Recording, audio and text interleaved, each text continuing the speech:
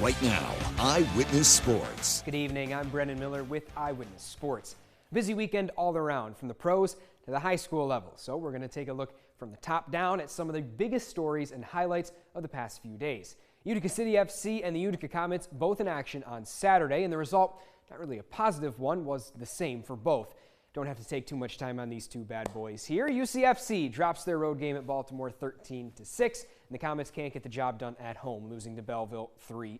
So for both of these teams, divisional losses with the playoffs coming closer and closer, but luckily there were chances for both of them to bounce back the next day and flip the home and aways. The Comets traveling now, and UCFC playing at what is one of the toughest arenas to play in the entire MASL, at home, the Odd. And we start there. The Blues hosting another divisional rival in the Milwaukee Wave. Home side led for the majority of the contest, some of it in part to this Dylan Hundelt header. He gets rocked there on the other end, but still gets enough of the ball to get it over the line. This made it 4-1. Good guys. Milwaukee on the comeback, though, with just over 5 minutes to play, and they tie it at 5 apiece, outscoring UCFC 4-2 in half two. But the only one that mattered in the end, under a minute remaining, Gordy Gerson finds the open man in the box, Steven Fernandez, who may have created some of that space for himself. Who can say, really?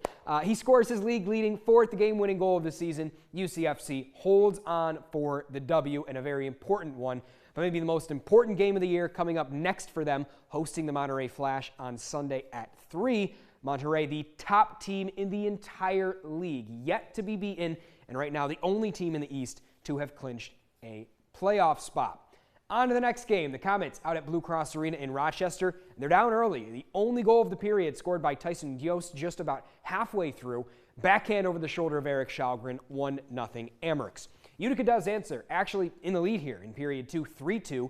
And Robbie Russo hits a just clap bomb that increases the lead to 4-2. This was the eventual game-winning goals. The Comets score 4 in the second, 3 in the third, and win it 7-3. This goal here by Eric Middendorf, assisted by Arnaud Durando and Ryan Schmelzer. Significant because that's Schmelzer's 100th regular season point for the Comets. Just the 8th player to reach that number since the team made its return to the city. So big shout out to the captain on reaching that milestone there. Also this weekend, the Section 3 Girls Winter Volleyball Sectional Finals out at Watertown High School. Local teams playing in 3 of the 4 championship games from classes A through D, starting with the 2 lower classes, C and B. In the Class C championship, Mount Markham falls to Beaver River. Both of these sides were undefeated coming in, and it goes all 5 sets before the Beavers finally won the abbreviated set 5-15-3. This is a rematch of last year's final that the Mustangs won 3-0. But Beaver River gets revenge here. In the B final, underdogs Clinton couldn't keep their Cinderella run rolling, falling to CBA in 3 sets. The Comets had reached the final with wins over 5th-seeded Lowville and 9th-seeded Oneida, the Express having upset top-ranked Canastota in the round earlier to reach this semifinal game.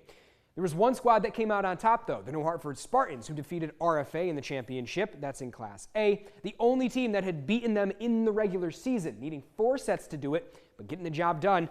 RFA was the defending champions after having upset the Spartans in the semifinals last year.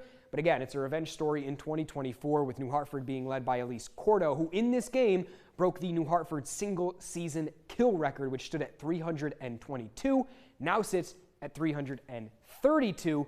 She had 23 kills in this game. And finally, one score from today. The Whitesboro boys hockey team on the road at Oswego in the Section 3 Division II quarterfinals. Whitesboro, the 6th seed, with Oswego, the 3, and called another upset. Big Blue take down the Bucks 4-3 on the back of Gavin Aceto's 2 goals and an assist. He matched the output from the player of the year on the other side, Oswego's Ian Cady, who had the same exact line.